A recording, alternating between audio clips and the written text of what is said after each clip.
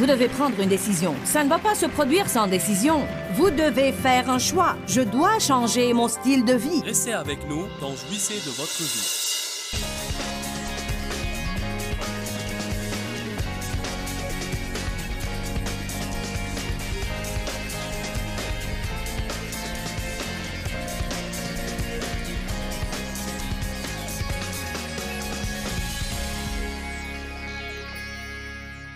Tout le monde n'a pas quelque chose. J'ai employé un français défectueux pour marquer un point. Je n'ai pas ceci et je n'ai pas cela. Oui, mais vous avez ceci et vous avez cela. Chacun n'a pas quelque chose. Vous souhaiterez échanger ce que vous n'avez pas contre ce qu'ils n'ont pas? J'aurais souhaité avoir des parents bons envers moi comme eux. Hein? Peut-être que vous auriez eu ça, mais vous ne voudriez pas avoir ce qu'ils n'ont pas eu. Chacun n'a pas eu quelque chose et n'a pas quelque chose et ne peut pas faire quelque chose. Ne pensez pas à ce qu'on ne peut pas, ce qu'on ne veut pas et ce qu'on n'a pas.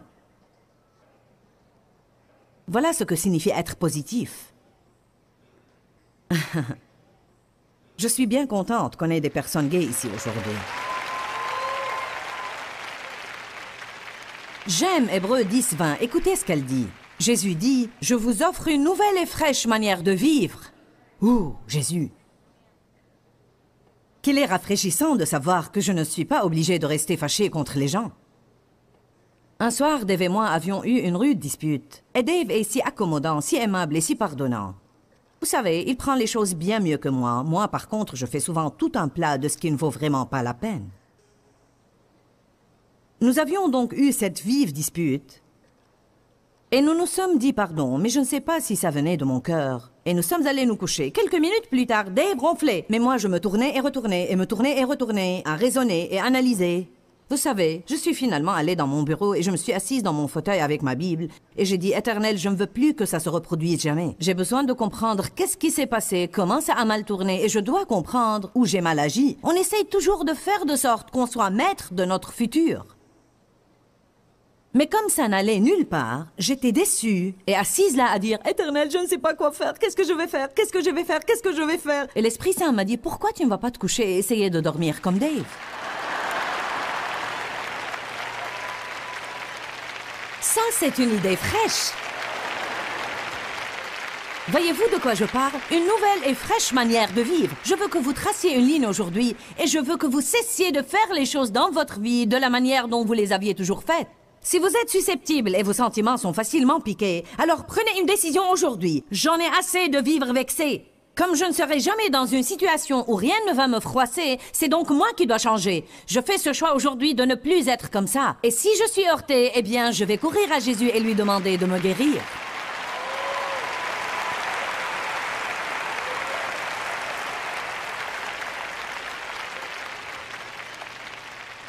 Certains ont besoin d'un nouveau corps. Vous dites de quoi tu parles? Vous vous sentez mal tout le temps. Vous êtes en lutte perpétuelle contre votre poids, vous êtes constamment fatigué, vous avez des maux et des douleurs ici et là et partout ailleurs. Et vous avez foi en Dieu pour un miracle. Ce que vous devez faire, c'est changer votre style de vie.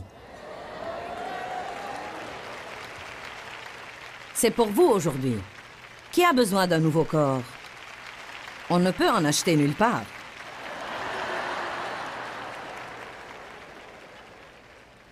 Vous avez besoin de prendre une décision. Vous savez quelle décision vous devez prendre? Vous devez décider de cesser de manger n'importe quoi. Je ne dis pas que vous ne pourrez jamais manger des sucreries ou boire un coca, mais vous n'êtes pas obligé de finir un paquet de 6 coca et de manger 2 tablettes de sucreries par jour. Ce n'est pas absolument nécessaire. Allez maintenant. Vous n'êtes pas contraint de vivre de pommes frites et des hamburgers graisseux. Vous devez prendre une décision. Ça ne va pas se produire sans décision. Vous devez faire un choix. Je dois changer mon style de vie. Il ne vous faut pas un régime. Il vous faut changer votre style de vie. Vous savez pourquoi? Parce qu'un régime exprime « je vais me priver pour que je puisse me régaler de tout ce que je veux après ». Et donc, tout ce qu'on fait, c'est du va-et-vient, et on recommence. Certains ont perdu 2000 kilos dans leur vie. Je pourrais être du nombre, je ne sais pas. Il y a plusieurs années, j'ai décidé que je dois changer de style de vie. Dave et moi, nous mangeons bien maintenant. Est-ce qu'il m'arrive de manger quoi que ce soit de sucré? Oui. Est-ce qu'il m'arrive de boire un coca? Oui, une fois de temps en temps. Mais j'ai appris à ne pas exagérer parce que ça me rend malheureuse.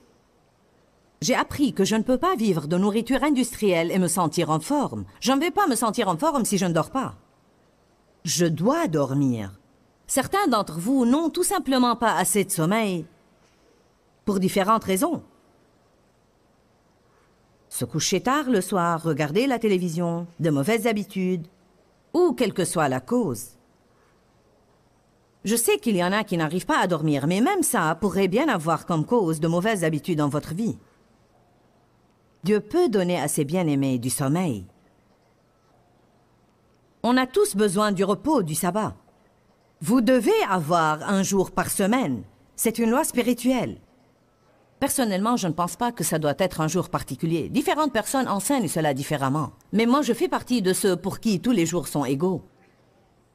Mais je crois qu'il vous faut un temps où vous vous arrêtez, où les choses redeviennent tranquilles, un temps où vous sortez de l'ordinaire, où vous ne faites pas simplement la même chose que tous les jours, la même routine. Vous devez vous reposer et écouter de la musique. Vous devez faire quelque chose que vous aimez, passer du temps en famille, descendre du tapis roulant à un moment donné dans votre vie. Vous devez boire de l'eau et en boire beaucoup. Vous êtes supposé boire la moitié de votre poids d'eau. Certains sont en train de calculer cela et ça vous terrifie. Qu'est-ce que j'ai dit? En onces. Onces, oui. Ce serait drôle si vous essayiez de boire 40 kilos d'eau chaque jour. Ou ce que ça pourrait être. Je voulais dire la moitié de ce que vous pesez en onces. Si vous pesez 50...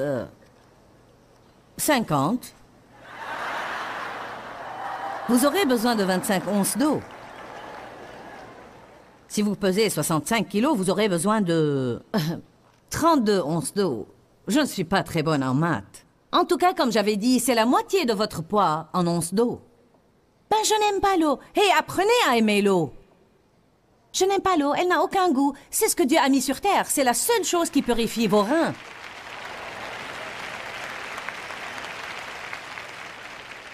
Soyez radical. Je parlais à mon assistante administrative ce matin qui ne boit pas d'eau. Et nous avons eu cette conversation. Et elle a dit, ça ne me vient pas à l'esprit. Je sais ce que je dois faire. J'ai été fatiguée, j'ai été ceci et cela, et je crois que je dois le faire, mais ça ne me vient pas à l'esprit. J'ai dit, tu dois être radical. Qu'est-ce que je peux faire? Eh bien, mets une bouteille d'eau sur ton bureau, apporte-en une avec toi dans ta voiture tout le temps, et si tu ne te rappelles toujours pas de boire, mets un signal sonore toutes les 30 minutes, et à chaque fois que le truc sonne, va boire de l'eau jusqu'à ce que tu formes une nouvelle habitude. C'est le jour de prendre des décisions pour former de nouvelles habitudes. Certains sont fatigués d'être malades et fatigués.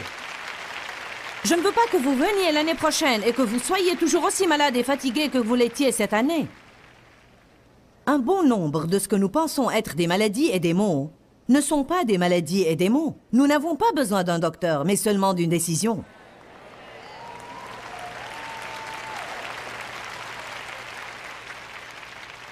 Je vous parle d'expérience parce que je me sentais mal, sans cesse pendant longtemps, et j'ai réalisé finalement que je devais ôter ce stress de ma vie, sinon j'allais mourir. Le docteur me disait, je ne peux rien trouver d'anormal, tu es sans doute stressée. Vous me stressez en me disant que je suis stressée. Ça me rendait folle, je voulais tout simplement qu'il trouve une raison pour ça. Mais l'entière raison, c'était que j'abusais mon corps. Allez, je parle à certains d'entre vous.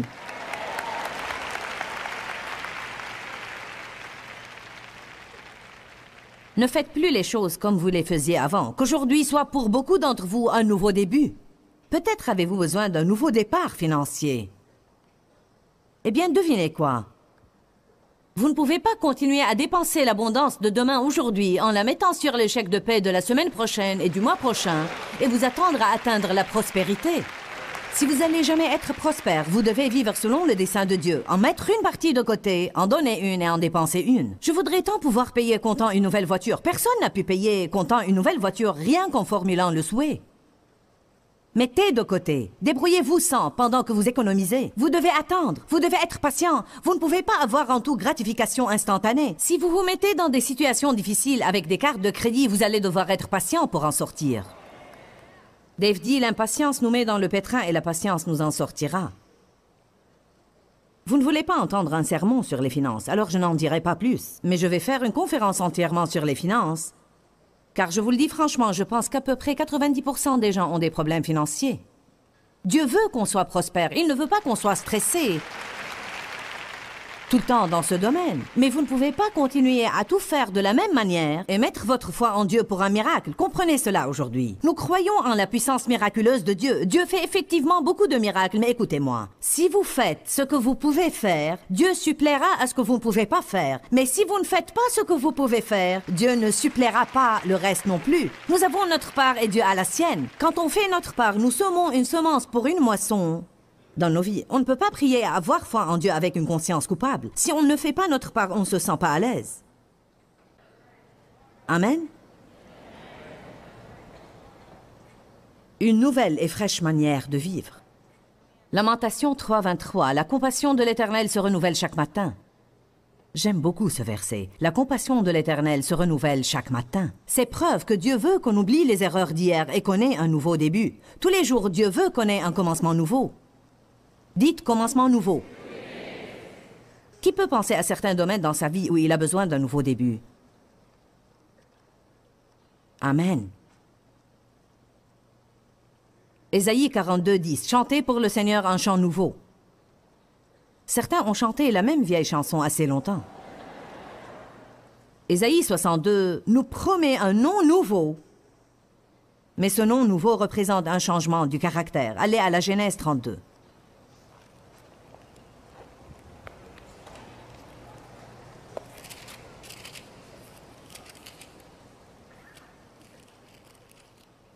Dites à celui qui est à côté de vous, remercie Dieu.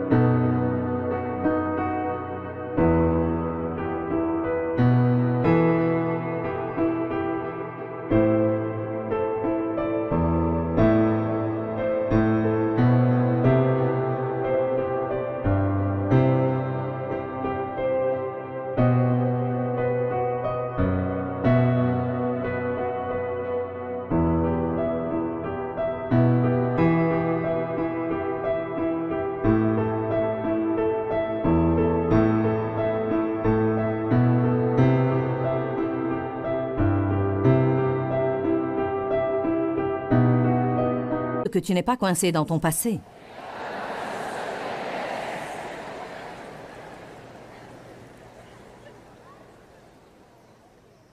Jacob était un homme qui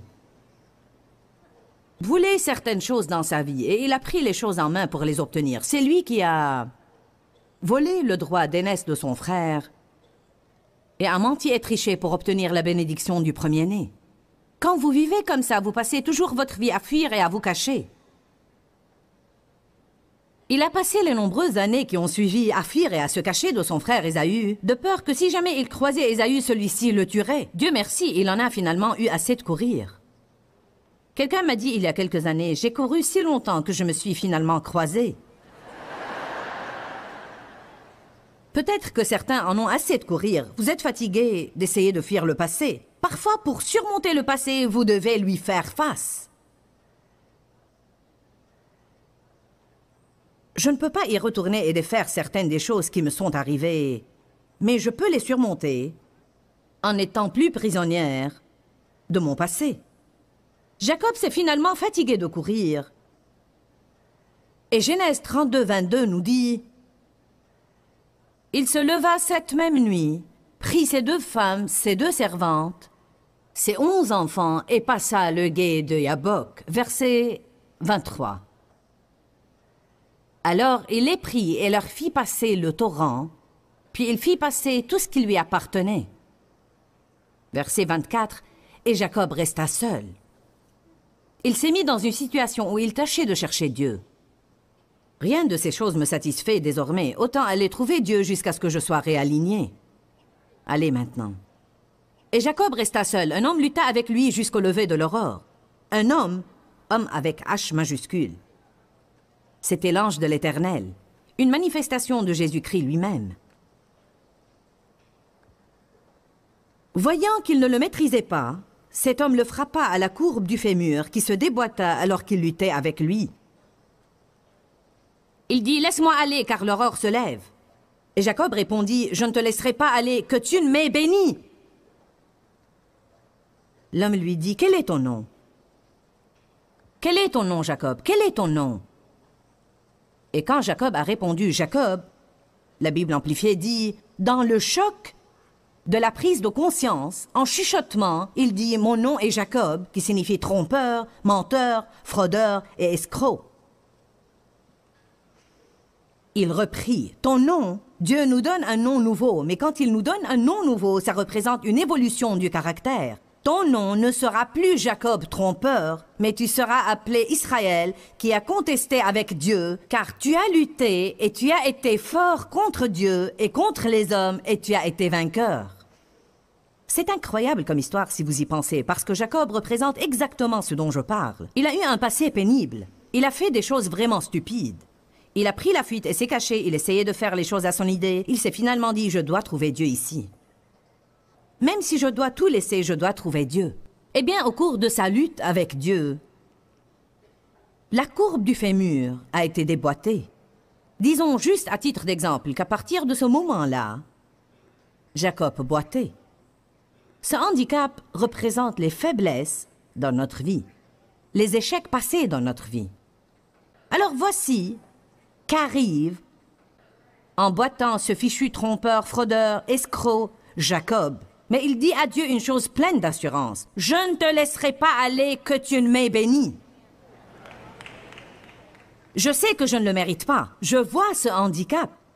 Je ne te laisserai pas aller que tu ne m'aies béni. Et Dieu aime ça. Il aime ça. Il a dit, il y a eu une transformation en toi. Je vais changer ton nom. Tu as eu un changement du cœur et une évolution du caractère. Je dis toujours, Jacob a peut-être boité, mais il a eu sa bénédiction. Amen. J'ai toujours des handicaps dans ma vie. Je ne fais pas tout comme il faut. Je suis parfois impatiente et j'aurais souhaité faire mieux que ça. Mais ça fait partie de la nature que Dieu m'a donnée et je la résisterai chaque jour de ma vie jusqu'à ce que Jésus revienne. J'ai un handicap, oui, mais je suis bénie. Ne permettez plus que vos problèmes passés, ne permettez plus que vos échecs vous détournent des bénédictions d'aujourd'hui. Amen. Que tout le monde dise « Je suis béni ». On a la promesse d'un nouveau ciel et une nouvelle terre. La Bible nous exhorte de renouveler notre intelligence, d'avoir une fraîche attitude. Jésus nous a donné un commandement nouveau. Matthieu 9, 17 dit qu'on ne peut pas mettre du vin nouveau dans de vieilles outres. Vous ne pouvez pas mettre la nouvelle vie dans de vieilles idées et de vieilles attitudes. Y a-t-il quelqu'un ici aujourd'hui qui peut penser au moins à une mauvaise attitude à laquelle il doit renoncer? Certains d'entre vous font... C'est la première chose à abandonner. Je suis sérieuse, car vraiment, ce que je veux dire par cela, c'est « je ne veux pas que quiconque sache ». Je ne veux pas faire face à ça. Mais si je disais « qui veut être béni ?» Moi, ouh, gloire. Ah oui, tout ce langage du corps révèle quelque chose sur nous. Vous serez stupéfiés de la réaction des gens combien les gens deviennent agressifs s'il s'agit d'une bénédiction pour eux. Mais quand il s'agit de faire face à une question de notre vie... Allez, allez maintenant. Je répète encore une fois, y a-t-il quelqu'un ici qui peut penser à une mauvaise attitude à laquelle il doit faire face et l'affronter et s'en débarrasser? Amen, c'est bien. Parce que maintenant vous dites, je suis prête, Seigneur, à faire face à ça. Je suis prête à lutter. Je suis prête à tout laisser de l'autre côté du gué et le franchir pour lutter avec toi. Je pourrais m'y déboîter la hanche, mais je m'en irai boitant avec ma bénédiction. Alléluia.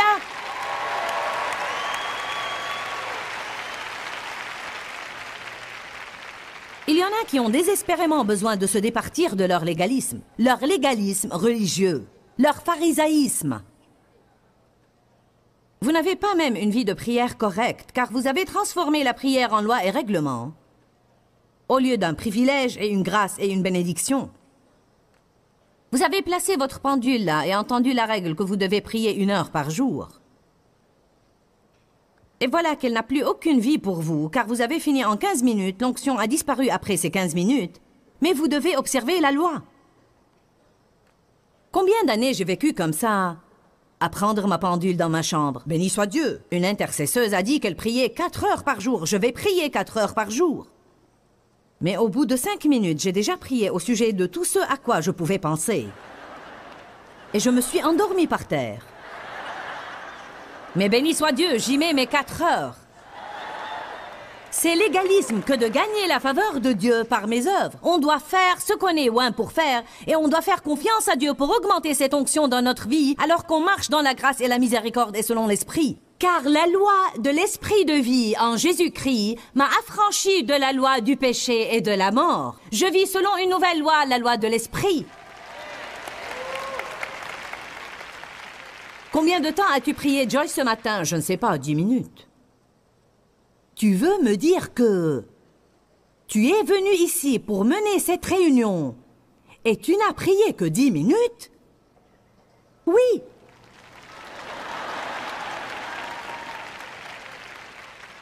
Eh bien, ça ne m'a pas l'air très spirituel. Je prie tout le temps. Je parle à Dieu tout le temps. Je ne me suis pas levée du lit ce matin, j'ai glissé de mon lit sur mes genoux et la première chose que j'ai faite, c'était de dire à Dieu combien je l'aime.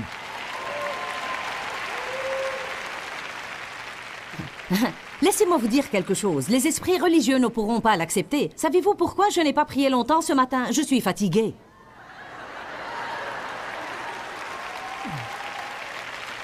J'ai travaillé dur pendant 4 sessions. J'épanche mon cœur devant vous depuis déjà 12 heures maintenant. 3 heures jeudi soir, 3 heures vendredi matin, 3 heures vendredi soir, 3 heures samedi matin. J'ai pris l'avion pour venir ici, je prends l'avion pour rentrer, je fais ma valise, je la défais. Ça fatigue, et quand je suis fatiguée, je ne me sens pas l'envie de prier 2 heures. Et Dieu comprend cela. Et mon onction ne repose pas sur le nombre d'heures que je prie par jour.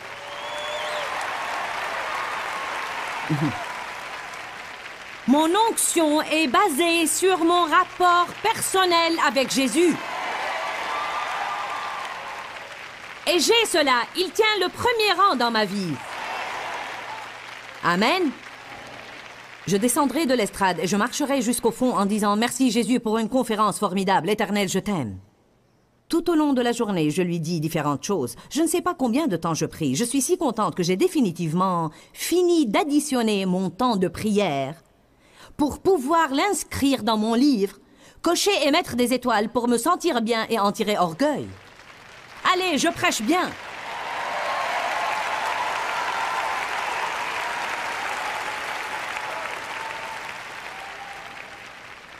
Prêt pour une autre confession? Je n'ai même jamais lu la Bible en entier.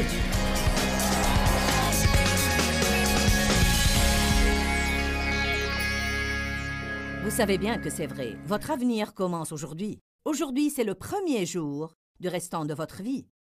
C'est si merveilleux qu'en Christ, on puisse avoir de nouveaux commencements. Nous sommes des produits de notre passé, mais nous ne devons pas devenir les prisonniers de notre passé. Prenez une décision de cesser de gaspiller vos journées. Ne soyez pas déprimés, découragés, écrasés, désespérés, parce que c'est une perte du temps que Dieu vous a donné. Pourquoi Seigneur, pourquoi? Dans ce livret, Joyce Meyer nous enseigne à travers la parole comment être délivré de la confusion. Pour obtenir ce livret gratuitement, écrivez-nous à Joyce Meyer, boîte postale 40095-6300 Larnaca, Chypre. Ou bien visitez notre site web www.joycemeyer.org/fr.